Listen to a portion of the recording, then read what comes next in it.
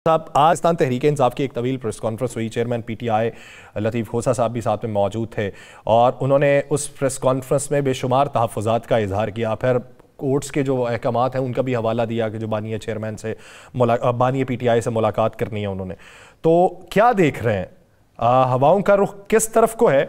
और इन हवाओं में वो कहा जाता है ना कि ठंडी हवा कोई आए, लेकिन मौसम ठंडा है तो ठंडी हवा ज़्यादा ठंडी किसको लग रही है? बिस्मिल्लाहिर्रहमानिर्रहीम, अस्सलातु वस्सलामु अलैका या सय्यदी या रसूल अल्लाह, अस्सलातु वस्सलामु अलैका या सय्यदी या हबीब अल्लाह। दरअसल अगर आप अपने ही प्रोग्राम की कुछ चीज़ें क्लिप्स पुराने निकाल लेते हैं तो शायद आज हमें ये सवाल आपको करने की और लोगों को हमें बताने की ज़रूरत पेश नहीं। तो याददाश्तों में घुमानी पड़ती है ना बातें, जिस तरीके से वही नारे 5 साल बाद भी वही सुनने को मिलते हैं। मियाँ साहब के मुतालिक मैं बहुत पहले कह चुका हूँ, इसी प्रोग्राम में कह चुका हूँ कि मियाँ साहब वज़ीर आज़म नहीं बन रहे, याद है ना आपको जी। और मैंने ये भी कहा था कि बल्ले का निशान भी वापस आएगा।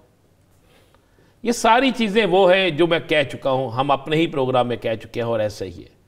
अगर इरफान सदीकी साहब ने ये बात की है तो दुरुस्त की है। इरफान सदीकी साहब ने वो कोई बात गलत नहीं की है, बिल्कुल दुरुस्त की है। आप मुझे एक बात बता दें ज़रा, पाकिस्तान में कोई ऐसे आपने इलेक्शन देखे हैं कि इलेक्शन में चंद हफ्ते रह गए हैं, महीने नहीं, चंद हफ्ते रह गए हैं, उसके बावजूद अब भी आपको गली मोहल्लों में, चौक चौराहों में, डेरों पर कोई रौनकें नजर आई हैं? आपको मुस्लिम लीग नून की कोई इलेक्शन कैंपेन नजर आई है जो वो क्या दावा करते हैं कि हम पाकिस्तान की सबसे बड़ी जमात है? मुझे बता दें। अभी मियाँ साहब कराची जाते हैं, कभी मियाँ साहब किसी और से मुलाकात करते हैं, कभी वजाहत आती है इसाक डार साहब की तरफ से सीट एडजस्टमेंट के हवाले से, कभी ख्वाजा साद रफीक साहब कोई बात करते हैं, कभी एमकेएम के सवाल पर फौरी तौर पर हम प्रेस कॉन्फ्रेंस ख़त्म कर दी जाती है, मीडिया टॉक ख़त्म कर दी जाती है। तहरीक इस्तेकाम पाकिस्तान के साथ उनकी सीट एडजस्टमेंट हुई है या नहीं हुई, उस पर वो जवाब नहीं देते। मौलाना फजलुर रहमान जो है वो अलहदा कहते हैं कि जनाब मेरे साथ, मैं नहीं किसी हक में था कि ये इक़्तिदार लिया जाए, मैं नहीं इस हक में था कि जनाब इक़्तिदार के मज़े लिए जाएं, उसकी हमें सजा में नहीं। ये सारी चीज़ें हैं। इलेक्शन का माहौल तो उस वक्त बनता है, मैंने हमेशा तो इलेक्शन देखे हैं, आपने भी वो इलेक्शन देखे हैं, जब हुकूमतें ख़त्म होने लगती हैं तो उसी वक्त डेरे आबाद हो जाते हैं, जलसे जुलूस शुरू हो जाते हैं, रौनकें शुरू हो जाती हैं। यहाँ पर ये अवाम में जा नहीं रहे, इसलिए नहीं जा रहे कि इन्हें पता है कि अवाम के पास क्या लेके जाएंगे। 17 माह की हुकूमत में क्या दिया इन्होंने?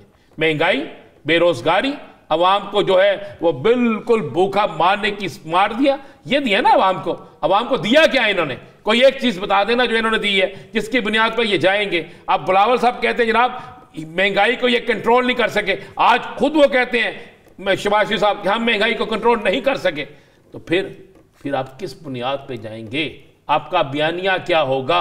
आप किस बयानियों को लेकर जाएंगे? सर, बड़े मियां साहब, कंट्रोल ना होना एक अलग बात है। उन्होंने ये कहा कि 18 माह की हुकूमत के एजेंडे में बेरोजगारी और महंगाई का खात्मा नहीं था। तो क्या था? अपनी जेबें बन रही थी, क्या था? मुझे बता देना। आप भी बड़े उनके तर्जमान बने फिरते हैं ना, हमेशा कहते हैं जनाब उनकी बात करते हैं, और मैंने भी सुनी उनकी बात। यासर साहब मुझे ये बता दें क्या था फिर उनका एजेंडा?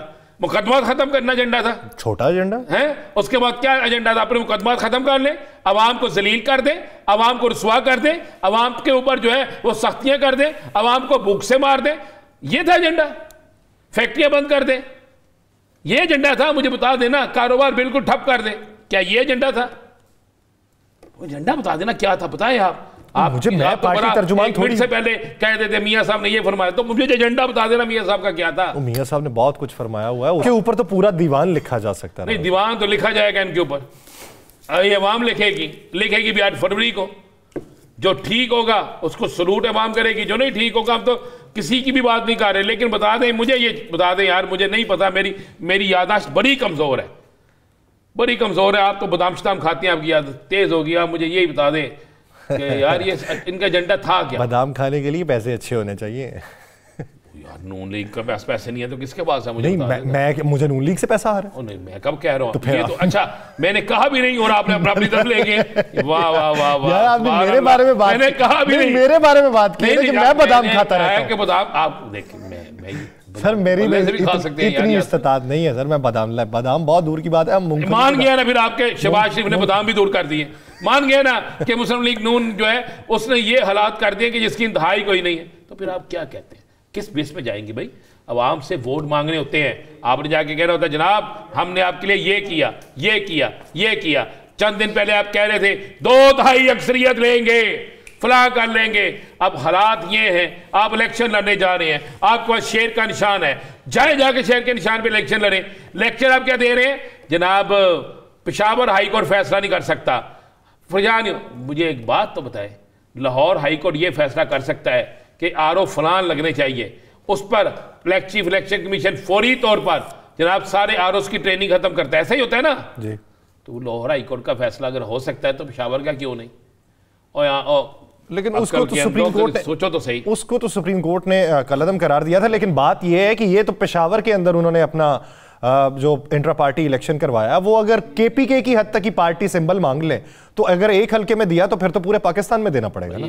आप ये देखें ना, आपके अंदर भी ना वही जरासीम। अब आप मौलाना फजलुर रहमान की बात कर रहे हैं, मुझे नहीं समझ आती कि आप किस तरफ हैं। और भाई केपीके कभी ऐसा हुआ है कि वो पूरे पाकिस्तान की सियासी जमात है, वो तो इसीलिए तो तरीके से पूरे पाकिस्तान की एक जमात है।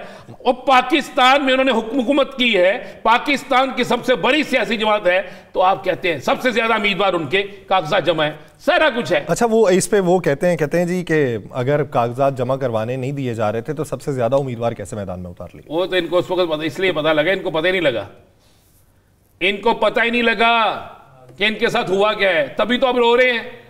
अब तो नूरीन की बात ही नहीं हो रही यार, माफी अब तो मैं सही कह रहा हूं, अब तो नूरीन की बात ही नहीं हो रही, अब बात हो रही है। मुझे एक बात बताएं, आज तलाल चौधरी साहब ने जो चीफ इलेक्शन कमीशन साहब को कहा है, क्या तौहीन चीफ इलेक्शन कमीशन नहीं है? आज तलाल चौधरी साहब की बात को ले लें जरा, उसके बाद तारक साहब की प्रेस कॉन्फ्रेंस ले लें, शहबाज शरीफ साहब की प्रेस कॉन्फ्रेंस ले लें। क्या वो तौहीन अदालत के जुमरे में नहीं आती चीजें? आपके हक में फैसला हो तो सब अच्छा, आपके खिलाफ फैसला हो तो बुरा। भाई आपको इंतहाबी निशान से क्या, आपको क्या आपका जाती इंतहाबी निशान छीन लिया गया? हाँ, आपसे शेर छीन लिया जाता, आपसे कोई आपका निशान छीन लिया जाता तो आप आते, आपसे किताब छीन ली जाती, आपसे लालटेन छीन ली जाती, तो फिर आप आते। आप जब कहते हैं कि हम मुकाबले में हैं, आप जब कहते हैं कि हम सबसे बड़ी पार्टी हैं, तो फिर क्यों डरते हैं? अपना शेर लेकर मैदान में निकले, उनके बल्ले को चलने दे, या शेर बल्ला तोड़ देगा या बल्ला शेर को भगा देगा, यही होगा ना। 8 फरवरी को फैसला तो अवाम ने करना है, आपने या मैंने तो नहीं करना, हमारे प्रोग्राम ने तो नहीं करना, फैसला अवाम ने करना है। तो किसी के निशान पर इतनी चीखों पुकार इस बात की दलील है कि आप डरे हुए हैं। डरे क्यों हैं? कि आप खुद कहते हैं 17 माह में हमने महंगाई या बेरोजगारी हमारे एजेंडे में शामिल नहीं थी। फिर एजेंडे में जो शामिल था वो या यासर रशीद को पता हो सकता है, या मियां शहबाज शरीफ साहब को पता हो सकता है, राना अजीम को तो नहीं पता, वो बता दे मुझे। नहीं, आपने मेरे पैसे पकड़े हैं। ओहो यार, नहीं क्या, नहीं बता दें। अल्लाह माफ करे, अल्लाह माफ करे। यासर आप मेरे भाई है यार, आप मेरे भाई भी हैं, और मैं अक्सर कहता हूँ कि अगर ऐसा हुआ तो दोनों इकट्ठे ही हैं। माफी दे दो, वहां पे तो मैं आपसे लाताल्लुकी का ऐलान कर दूंगा। तो मैं तो ना करूंगा, मैं तो कहूंगा मेरे साथ ही था। और सर साड़ी बारी पहले वाली ने तुसी कितने इनकार करना है? हाँ, मुझे तो इनकार था भी पता है। नहीं, राजा साहब